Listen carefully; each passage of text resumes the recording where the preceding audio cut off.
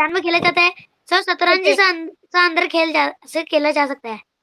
बाहर नहीं, देखो इसके लिए हमें भाई मैदान की जरूरत होती है, यानी कि जमीन में खेलते हैं हम।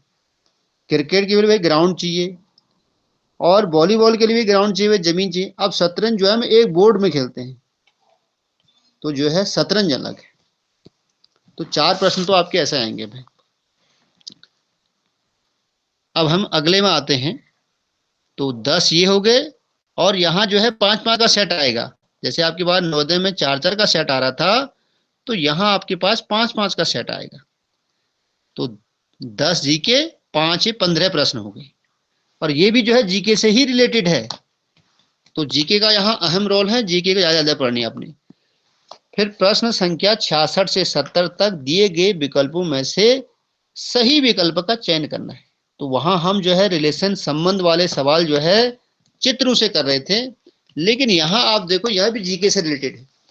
अब यहाँ आपने देखा कि भोपाल, भोपाल जो है मध्य प्रदेश की राजधानी है। तो राजधानियां, स्टेट और उनके कैपिटल सब याद करने हैं आपने। अब भुवनेश्वर, अब भुवनेश्वर का कैपिटल कहाँ है? तो आप 4 ऑप्शन।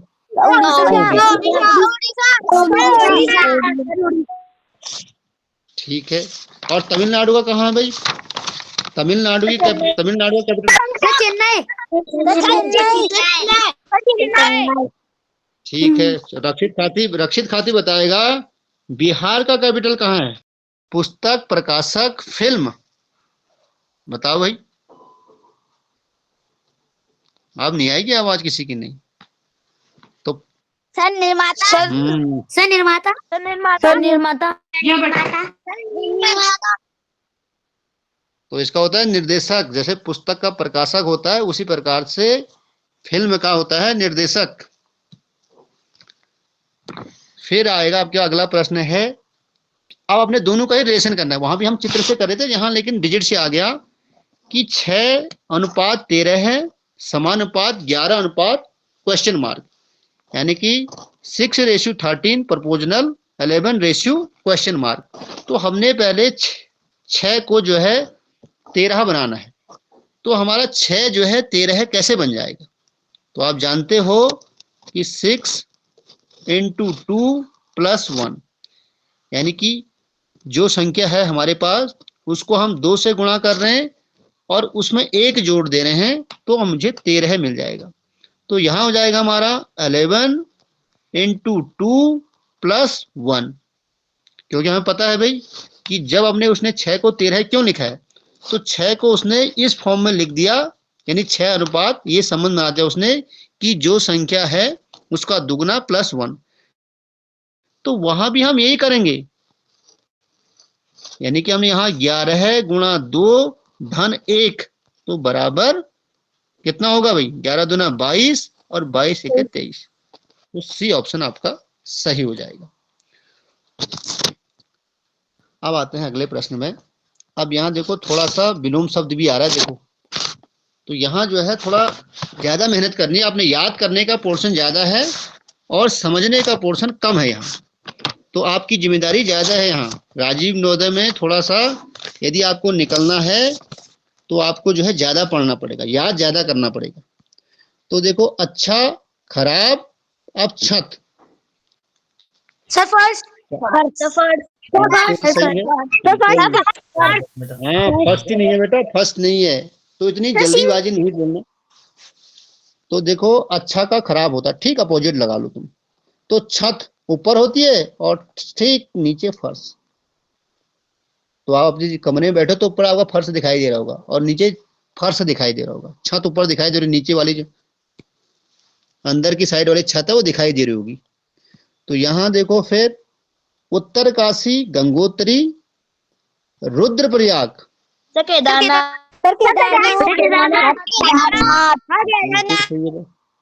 हाँ ठीक है। तो उत्तरकाशी में गंगोत्री है और रुद्रप्रयाग में जो है केदारनाथ है। ठीक है, तो ये आपने लगाना है। तो 4 + 5 ये हो गए, तो 10 और 10 20 प्रश्न हो गए भाई। चलो 3 मिनट मेरे पास और हैं, तब तक मैं थोड़ा और आगे चले जाता हूं। अब अगले टॉपिक पर, तीसरे टॉपिक पर आते हैं। प्रश्न संख्या 71 से 75 तक, यानी कि 71 से 65 तक दिए गए विकल्पों में से संख्या अक्षर श्रृंखला में प्रश्न चिन्ह की जगह आने वाले सही उत्तर का चयन कीजिए। तो हमने आपको पहले सीरीज पढ़ाई थी, तो आपने जो है देखना है कि सीरीज कैसे कैसे बढ़ी भाई। अब यहां देखें भाई, 11 है, सॉरी 12 है, फिर 11, फिर 13, फिर 12, फिर 14, फिर 30। तो आपने देखना है कि भाई बढ़ रही है, घट रही है, क्या हो रहा है, जो भी आपका ऑपरेशन है तो वो लगाना है। माना हम कहते हैं बढ़ रही है, घट रही है, तो यहां हम देखते हैं कि 11 से 12 हुआ, सॉरी 12 से 11 हुआ, तो 11 से 12 होना चाहिए फिर, यानी हम कहें एक घटे एक बढ़े कहें, तो ऐसे तो ये बन नहीं रहा। तो फिर हम क्या करेंगे, एक छोड़ के बढ़ेंगे इसको। तो 11 के बाद हम 12 के बाद एक अक्षर छोड़ा तो 13 आएगा, यानी कि +1 कर दिया। फिर 13 से हम एक फिर छोड़ देंगे तो +1, तो 14 आ गया। 14 से हम फिर एक छोड़े करेंगे तो +1, तो यहाँ 15 आ जाएगा। तो हमने देखना है 15 है ऑप्शन, तो यहाँ आप देख रहे हैं 15।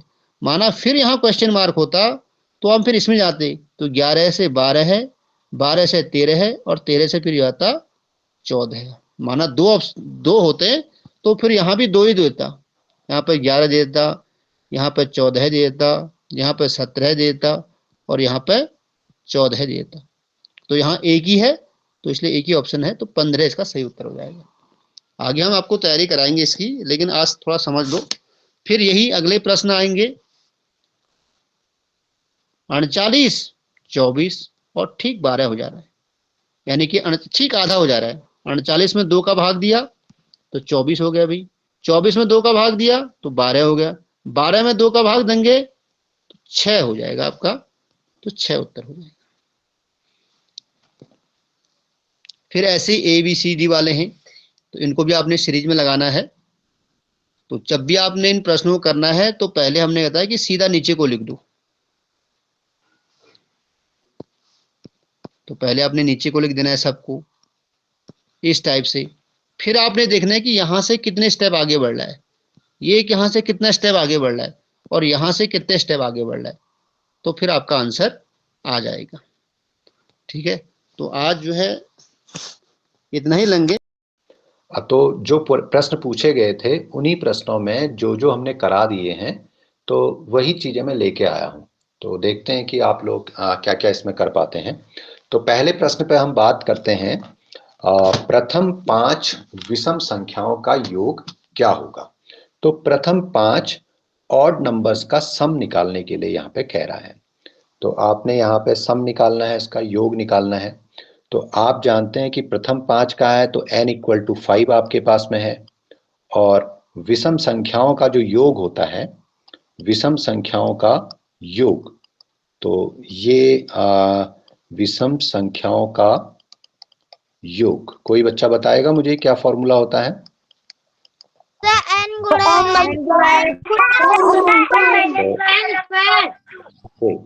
तो n² होता है, n × n, यही कह रहे हैं आप। और जब मल्टीपल करते हैं तो 5 × 5 = 25। ओके, अच्छा, कुछ बच्चे n × n+1/2 भी कह रहे थे, और कुछ बच्चे कुछ और भी कह रहे थे, तो थोड़ा सा आप चेक कर लीजिएगा। और फॉर्मूले अगर आपको याद नहीं है तो प्रथम 5 विषम संख्याएं आपको मालूम होनी चाहिए, वो आपके पास में होती हैं 1, 3, 5, 7 और 9, यानी कि ये आपके पास में प्रथम 5 विषम संख्याएं हैं, और इनका योग आपने निकालना है। तो 9 और 7 आपके पास 16, 16 और 5 21, 21 और 3 24 और 1 25। तो इस तरीके से इसका आप प्रथम 5 विषम संख्याओं का योग निकाल सकते हैं। तो फॉर्मूला याद है तो भाई 1 सेकंड के आप अंदर में आप इसका आंसर निकाल देंगे, और नहीं तो फिर इन नंबर्स को लिखिए और इस तरीके से इसका रिजल्ट लेके आइए।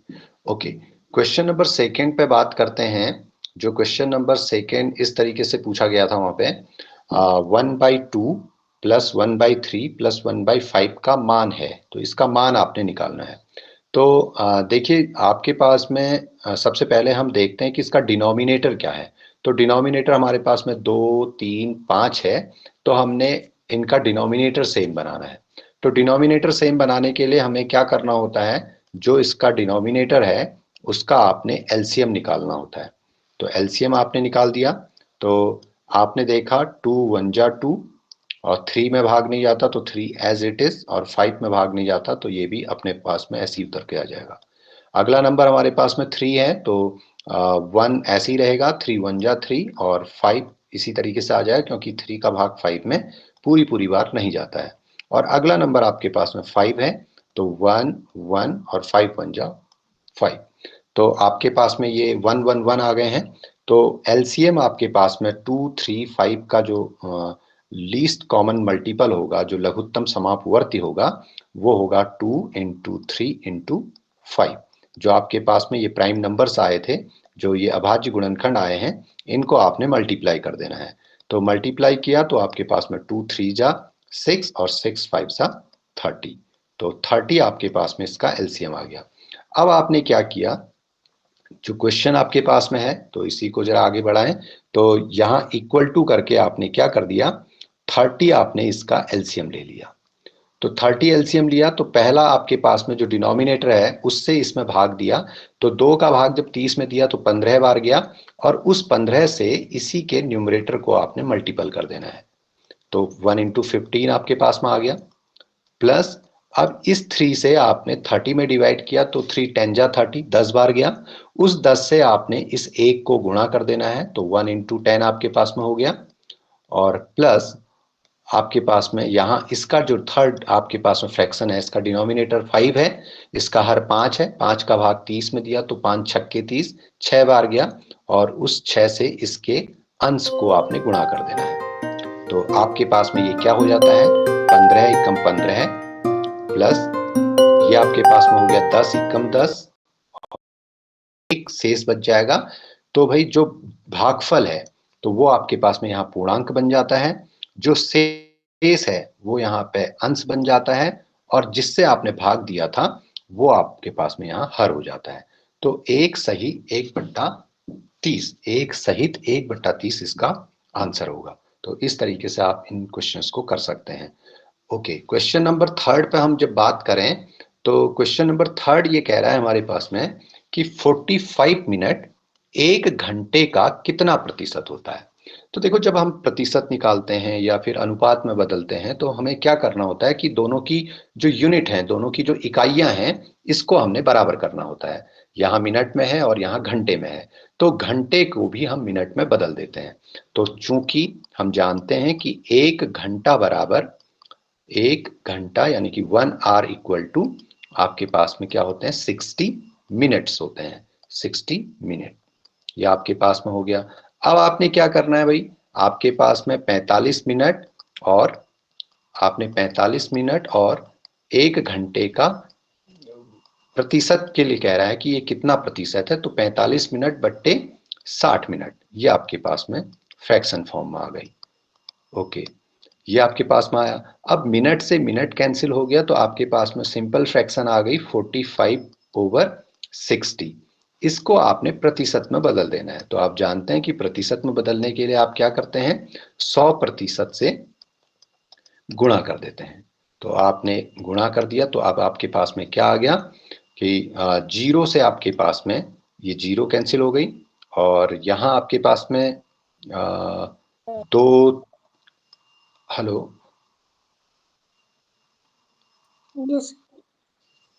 कोई, हम काटते हैं तो हमारे पास में क्या आ रहा है, 2 3 6 और 2 पंजे 10, और अब हमारे पास में ये आ गया 3 से हम अगर इधर काटते हैं तो 3 इक्कम 3, तो 3 इक्कम 3 और 1 बच गया, 3 पंजे 15 है। तो अब हमारे पास में आ गया 15 है गुणा 5 और बट्टे 1, तो बट्टे में 1 है तो उससे हमारे पास में रिजल्ट वही होगा जो हमारे पास में न्यूमरेटर मल्टीपल होंगे आएंगे। तो 15 पंजे 75%। तो 45 मिनट 1 घंटे का 75% है। तो इस तरीके से हम इन क्वेश्चंस को कर सकते हैं। अगला हमारे पास में है क्वेश्चन नंबर 4 पे जब हम बात करें, तो ये क्वेश्चन नंबर 4 पूछा गया है उसमें कि यदि एक वर्ग का हमारे पास में एक स्क्वायर दिया हुआ है और उस स्क्वायर के लिए वो ये कह रहा है कि अगर ये स्क्वायर आपके पास में जो दिया है इसका परिमाप, ये स्क्वायर आपके पास में है और इसका पेरीमीटर आपको दिया हुआ है। पेरीमीटर मतलब यानी कि ए पॉइंट से हम चले बी, बी से चले हम सी और सी से चले हम डी तक, तो इसका पूरा योग आपके पास में 60 मीटर है, यानी कि एक वर्ग है। तो उस वर्ग का क्षेत्रफल क्या होगा, क्षेत्रफल हमें निकालना है। तो जो दिया है गिवन हमारे पास में क्या है, पेरीमीटर है, तो परिमाप हमको दिया हुआ है। तो परिमाप बराबर हमारे पास में कितना है, परिमाप बराबर हमारे पास में है 60 मीटर, ये दिया हुआ है। अब हमें निकालना है क्षेत्रफल।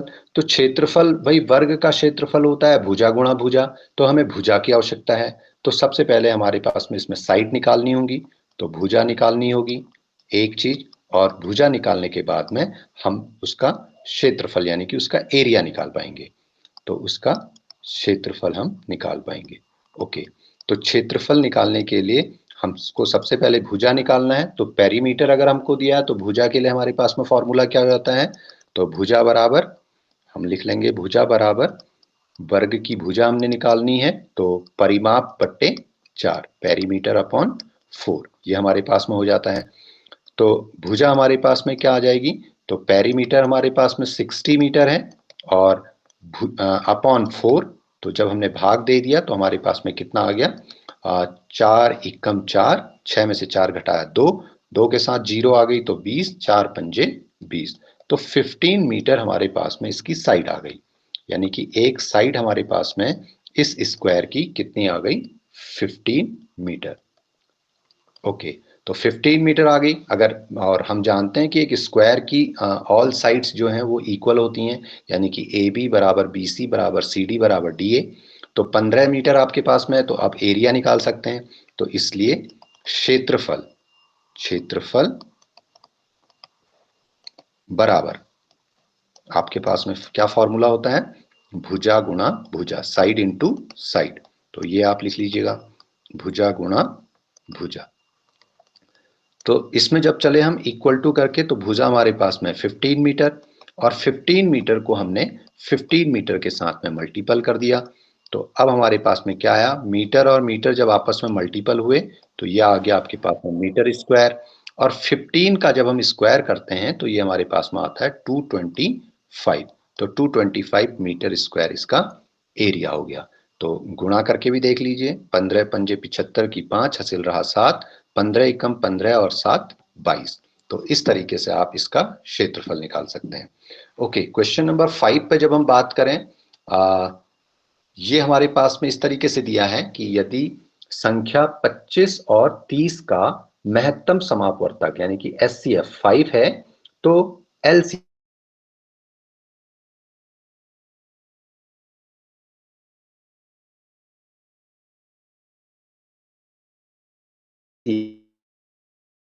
तीस, और आपको SCF दिया हुआ है, SCF आपके पास में कितना है, SCF आपके पास में 5 है। ये सारी चीजें किस में आ गई, गिवन दैट में दिया है। फाइंड क्या करना है, LCM यानी कि लघुत्तम समापवर्ती आपको निकालना है, ठीक है। अब LCM हमारे पास में प्रॉब्लमेटिक बन गया, तो इसका फॉर्मूला आप जानते हैं, लॉसॉ बराबर LCM बराबर आपके पास में क्या होता है, पहली संख्या गुणा दूसरी संख्या बट्टे SCF, ये आपके पास में फॉर्मूला हो गया, पहली संख्या गुणा दूसरी संख्या बट्टे SCF। पहली संख्या आपके पास में है 25, दूसरी संख्या आपको दे रखी है 30 और SCF आपको दिया हुआ है 5, ये सारी वैल्यूज हमने यहां से लिख ली।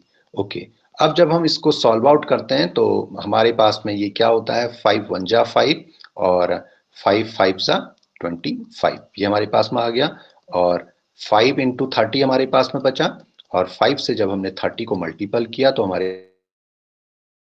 पास में क्या आया, 5 0 जा 0 और 5 3 जा 15, तो 150, तो इनका LCM जो होगा हमारे पास में 150 होगा। ओके, अगले क्वेश्चन पे बात करें, क्वेश्चन नंबर हमारे पास में 6 है। ये क्वेश्चन इस तरीके से आपको दिया हुआ है कि निम्नलिखित में से कौन सी रोमन संख्या 90 को प्रदर्शित करती है, यानी कि इनमें से कौन सा 90 को दिखाता है। तो देखो 90 को देखने के लिए हम देखते हैं हमारे पास में XM है, तो भाई XM का मतलब कुछ नहीं है भाई, यहाँ पे X मतलब 10 हो गया और M मतलब 1000 हो गया, तो ये कोई मतलब नहीं है यहाँ पे, ठीक है। ओके, अगला हमारे पास में है L मतलब हमारे पास में होता है 50 और X मतलब होता है 10 और X कभी 4 बार रिपीट नहीं होता, ये केवल 3 बार ही रिपीट होता है, तो इसलिए इसका भी कोई मतलब नहीं रह जाता। अगला हमारे पास में है XC। देखो X हमारे पास में C के लेफ्ट हैंड साइड में है, तो C का मतलब होता है 100, सेंचुरी, और सेंचुरी में से अगर हम X लेफ्ट हैंड साइड में है तो हम 10 घटा देते हैं। अगर राइट हैंड साइड में है, जैसे यहाँ पे हम देख रहे हैं कि 100 के राइट हैंड साइड में 10 है तो प्लस 10 करेंगे, और लेफ्ट हैंड साइड में X है तो भाई इसमें 10 सब्ट्रैक्ट करेंगे। तो 10 सब्ट्रैक्ट करेंगे तो हमारे पास में 0 में से 0 गया 0 और 10 में से 1 गया 9, और इसका मान होता है 110। तो हमारे पास में पूछा है कि 90 कौन सी संख्या प्रदर्शित कर रही है, तो XC, तो C विकल्प हमारे पास में ये सही है। ओके, अगले क्वेश्चन पे जब हम बात करें, क्वेश्चन नंबर 7 हमारे पास में इस तरीके से पूछा जाता है कि संख्या 738,207 पूर्णतः विभाजित होगी, किससे ये विभाजित होगी? हमारे पास 4 से विभाजित होगी या 6 से विभाजित होगी, 7 से विभाजित होगी, 9 से विभाजित होगी। तो हमने आपको विभाज्यता के नियम पढ़ाए थे। 4 से विभाज्यता का नियम ये कहता है कि अगर इसकी दहाई और इकाई में बनी संख्या में 4 का भाग, दहाई और इकाई से बनी संख्या होती है 7, 4 से अगर इस 7 में भाग पूरी पूरी बार जाता है तो भैया ये 738,207 भी विभाजित होगी, नहीं जाता है तो नहीं होगी। तो भैया 7 में पूरी पूरी बार भाग जाता नहीं, तो इसलिए 4 से तो विभाजित होगी नहीं। 6 से विभाज्यता का नियम ये कहता है कि अगर ये संख्या 2 से और 3 से दोनों से अगर विभाजित होती है तो भैया ये 738,207 भी 6 से विभाजित होगी। लेकिन 2 से विभाजित होने के लिए क्या है, यूनिट प्लेस में भैया 02460 या 8 आपके पास में होना चाहिए, तो इनमें से कोई भी नहीं है, तो इसलिए भैया ये 6 से भी डिवाइड नहीं होगा पूरी पूरी बार। अब है 7 से विभाज्यता का नियम। तो देखो 7 से विभाज्यता नियम से पहले हम 9 पर आ जाते हैं। 9 का विभाज्यता नियम ये कहता है कि भाई अंकों का योग जैसा 3 का है उसी तरीके से, तो 7 + 3 10, 10 + 8 18, 18 + 2 20, 20 + 0 20, 20 + 7 27, और 27 को भी अगर ऐड कर दें तो 2 + 7 = आपके पास में हो जाता है 9, और 9 में 9 से भाग पूरी पूरी बार चला जाता है, तो इसलिए ये संख्या 9 से विभाजित होगी। और 7 से विभाज्यता का नियम आपको बताया है कि सबसे पहले आपने यूनिट प्लेस को 2 से मल्टीपल करना है और जितना आता है तो फिर ये बची हुई संख्या में से उसको घटा देना है। तो अब हमने वहां जाना ही नहीं है, हमने 9 यहाँ पता कर लिया कि भैया ये 9 से विभाजित होती है पूरी पूरी बार, तो हमारा डी ऑप्शन इसमें सही है।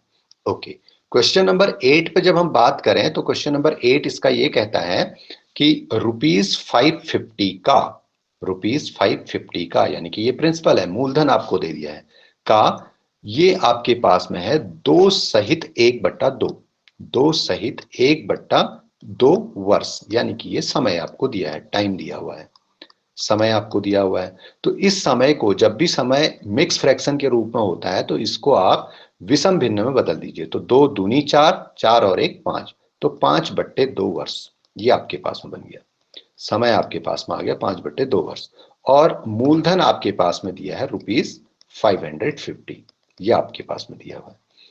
4% वार्षिक ब्याज की दर से, तो रेट ऑफ इंटरेस्ट आर बराबर आपके पास में कितना है 4% वार्षिक, वार्षिक को हमने कहा था कि पर एनम भी लिखा जाता है, तो पीए की दर से साधारण ब्याज क्या होगा, तो सिंपल इंटरेस्ट आपको निकालना है, सिंपल इंटरेस्ट आपको निकालना है। सिंपल इंटरेस्ट का फॉर्मूला आप जानते हैं, साधारण ब्याज बराबर आपके पास में क्या होता है, मूलधन गुणा दर गुणा समय बट्टे 100, ये आपके पास में फॉर्मूला हो गया।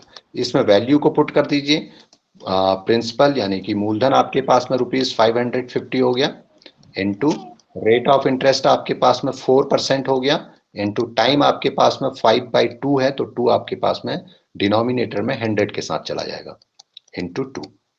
ओके, 0 से एक 0 कैंसिल कर देते हैं, 5 एकम 5, 5 दूना 10, 2 एकम 2 और 2 दूनी 4, ये आपके पास में हो गया, और फिर 2 एकम 2 और 2 एकम 2, तो आपके पास में ये आ गया 55 इंटू 1, तो दैट इज 55। तो सिंपल इंटरेस्ट आपके पास में 55 रुपया आ गया। तो इस तरीके से इस क्वेश्चन को कर सकते हैं। और अगला क्वेश्चन हमारे पास में इस तरीके से दिया है कि एक वृत्त, एक सर्कल आपके पास में है। तो देखिएगा किस तरीके से ये इस पे बात कर रहा है कि ये आपके पास में एक सर्कल दिया है। ओके, अब इस सर्कल पे ये कह रहा है कि त्रिज्याओं की संख्या क्या होगी। त्रिज्या यानी कि ये इसका सेंटर हो गया, और यहां से जब हम इसके वृत्त के परिधि पर, क्यों ये आपके पास में जो चारों ओर घिर के आई है परिधि है, तो ओ सेंटर से हम परिधि पर कितनी लाइनें खींच सकते हैं।